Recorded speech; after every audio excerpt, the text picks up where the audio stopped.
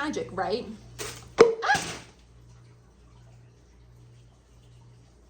Remind me not to film next to my appliance cabinet ever again. Well, no, not even cabinet, next to my appliance shelves ever again. Hi friends, welcome back to my YouTube channel. Today I want to talk about all of the books that I finished in 2025. I am so excited. I finished 7 different series and I can't wait to share with you what they were. I have my handy dandy notebook in front of me, so I will be going over everything I finished. So if you're on the hunt for a good book series, look no further, okay? Some of them were kind of mediocre. I'll say it, some of them were kind of mediocre. You can enjoy my TBR shelf behind me and my shelf of kitchen appliances next to me. So the first series I want to talk about is actually a duology. It's a Shepherd King duology. The first book in the series is One Dark Window, and the second is Two Twisted Crowns. This is my first time reading from this author. They were pretty good, actually. I really enjoyed them. So the story goes as follows. It takes place in like a fantasy world where magic is like put in these like magical tarot cards, and if you have a tarot card, you can do different things. So some of them each have their own like different spells, and it kind of is controlled by one main family, and they control all the cards and then decide who gets what tarot card and who doesn't, which is kind of interesting. And that is the only way you're allowed to perform magic. If you have magic in any other way, bleh, get out of here. The main character, our heroine, has magic living inside of her, and it is a mysterious voice that's in her head and lets her have more of like a physical manifestation of powers, which I think is very interesting. Think Big Cat. Okay, those were her magic powers, and she kind of goes on a quest to obviously undo like the tyrannical government, and that magic should be allowed and free or whatever. And she does this by hunting down the tarot cards and collecting them. So overall, I really enjoyed the books. I think it's kind of short and sweet for a fantasy series. So if you are in a really bad reading slump and you're just looking for a series you can read and complete relatively quickly, I think these would definitely be for you. They were entertaining. I was intrigued. I enjoyed the magic system. I think the idea of having magical tarot cards is becoming a little bit of a trend, and I'm getting a little annoyed. But I feel like she did it before anybody else, and I think it really worked. And I really enjoyed them. I'm very excited to read more from her. I do have One Dark Moth. No, that's wrong. Is the Moth in the Flame? I will put it somewhere on the screen. I do have that book, and I am excited to read it and to read more from her, because I do think she's a very talented author, and I can't wait to see what she does next. Okay, listen. I want to talk about a trilogy that has left me thinking about it constantly, and I think you should read it if you haven't read it already. It's the Seven Reach trilogy. We're in like a modern day America in like small hidden town on the coast. And on the coast is a military base, and they are guarding a very deep and twisted secret. They have this like wall that you can't really see, but you can like feel it when it's there. It's not like it's a wall made out of bricks, right? And this wall came up over a town. And when the wall came up over the town, that you couldn't catch the inhabitants like talking, like they were blocked out. Nobody knows what happened. It's this really weird scientific thing. It looks almost like a portal, like it's super sheer. You can kind of see through it, but you can't. And weird things happen when you cross the border. So the government's like, well, obviously we have to send in explorers to find out what happened. So every couple of months, without fail, the government sends in scientists and military experts to go through this wall to see how did it happen, like why is it there, and what happened to the inhabitants of this town, because they're missing and nobody knows what happened. All 3 books are about figuring it out and stopping it from expanding, because the wall is expanding, the border is getting bigger, and everything it sucks up disappears and it changes, and again, nobody knows why. So they're trying to stop this from happening. Oh my god. The twist at the end, I don't know if I'm just stupid or if I really wasn't paying attention, but it took me by surprise, and it was so juicy. Like it was crazy. I think if you like sci-fi, heck, if you like fantasy or thrillers or just trying to figure something out, these books were so good. Like, I recommend them to everybody. I loved it. So speaking of a book series that is very dense with information, I need to talk about the Poppy War trilogy. These books were amazing. They were so interesting. By the end of the 3rd book, I was like, like I was just, the whole time. And if you like kind of female rage books, fantastic. The main character is Fang Runin, and she is definitely a rage personified for sure. And she has no morals. None. No empathy, no morals, will do whatever she needs to do to win. So the fantasy series is a military fantasy. It takes place in a country called Nicara, and it feels very much like mainland China. And it takes place with Rin from when she was like super young. I want to say like 10 or 13, like somewhere around there. I don't remember her exact age. And it takes place in a very impoverished area that she's living in. And she's like, I don't want to be poor. And I don't want to have to marry a man to survive. And her only option to avoid that is to get into this elite military academy in her country. And if you get in, you're pretty much set for life. Like, you have a whole career essentially as being a soldier. But you have to be like next level smart. You have to know so much about every single subject. And so she has to study her butt off to get in, because she has no alternative. If she doesn't get in, if she doesn't become a soldier, she'll just be like a child bride, and she's like, boo, I don't want that. So she works her butt off to get into this college academy to become a weapon, really. And the really interesting twist about this is that there are the gods, right? The gods of her country can connect to you, but you have to be trained in shamanism to do it, and they connect to you by taking poppy seeds or opium. And it opens up the bridge to get into kind of that divine world, and where you're able to connect with your gods. The problem is, if you take too much opium, right, you're like gone. You're passed out, the bridge is closed, and it's very easy for these shamans to become drug addicts because of how much opium they need to function. Because once you invite the god in, the god wants to take control of you and basically use you as a vessel for whatever they're feeling. And Rin's god is rage, and hers is the phoenix. So if she just lets him do whatever he wants, he'll like destroy everybody and set the world on fire. So she's got to be on it and be in control. And it was so interesting watching from book 1 to book 3 how her control progressed and how she mastered the power and not the other way around. And that was so cool to see it unfold in the story. Now, in the first book, it really kicks off when the invasion happens from an enemy that lives on an island, the Mugen, the Mugen soldiers, and their emperor as they invade, which feels very much like Japan. It's giving like World War II when Japan invaded China and committed a bunch of atrocities and then never apologized for it. Like, that's what it's giving in terms of the series setting. The last book nearly broke me. Okay, I nearly broke. The ending was something that made total sense for the series. I don't agree with it, but I also don't know how else they could have ended it, because it was a perfect ending. It made 100% total sense. I hope you guys like that sunspot. It really is something special.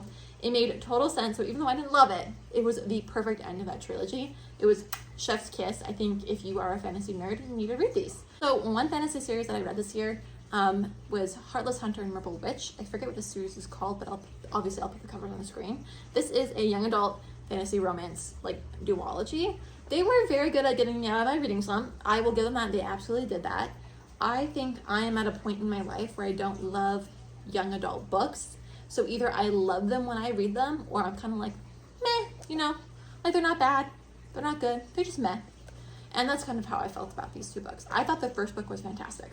I actually really enjoyed the first book. I loved the pacing, everything about it was great. And then I get the second book and I'm like, like, the story ended. It felt like it was rushed, but whatever. So these books take place in it's giving Russian. I don't know if that was the vibe, but it's giving an imperialist society where witches are outlawed and magic is banned, because the country used to be controlled by like evil witches that like destroyed everyone's lives. So when they were overturned, anyone who has magic is promptly thrown in prison and then taken out to keep a society pure of no magic users.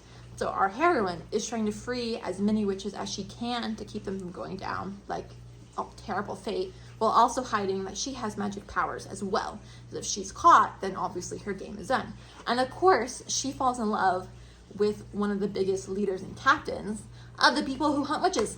In a lot of ways, it was enemies to lovers, but it also wasn't enemies to lovers long enough. Like, there's only 2 books. It really should have been 3. The second felt very rushed. But it was an enjoyable story overall, and I think that if you can get them at the library, I would get them at the library. And then my last trilogy I have to talk about, it is an adult fantasy series of a Red Riding Hood retelling. The first book is for the wolf, and the second book is for the throne. I really enjoyed the first book.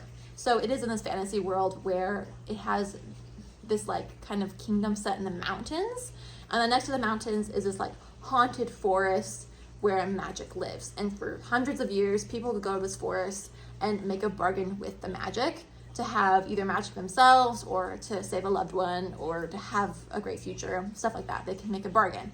And then in this world, they had these 5 kings were like, hey, we actually want to keep all the magic contained within the forest because it's affecting too many people, and some people use it for good, some people use it for evil, so we just want all of it contained so that nobody can have it. And the forest goes, are you sure? And they're like, yeah, we're sure. So it seals up all of the magic, right?